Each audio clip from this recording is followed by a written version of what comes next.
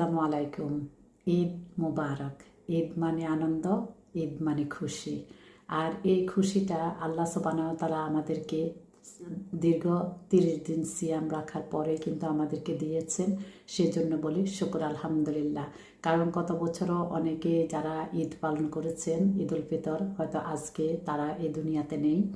আমরা দোয়া করি আল্লাহ যেন ওনাদের আত্মাকে শান্তি দান করেন এবং জান্নাতবাসী করেন।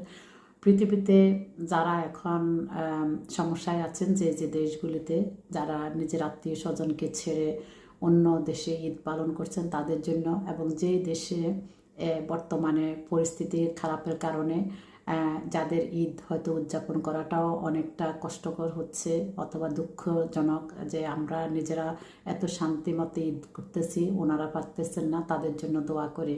তো সর্বমোট মিলিয়ে সবাইকে আবারও ঈদের শুভেচ্ছা জানিয়ে আজকে বিদায় নিচ্ছি। সবাই ভালো থাকুন, সুস্থ থাকুন এবং ঈদ আনন্দ উপভোগ করুন। আল্লাহ হাফিজ।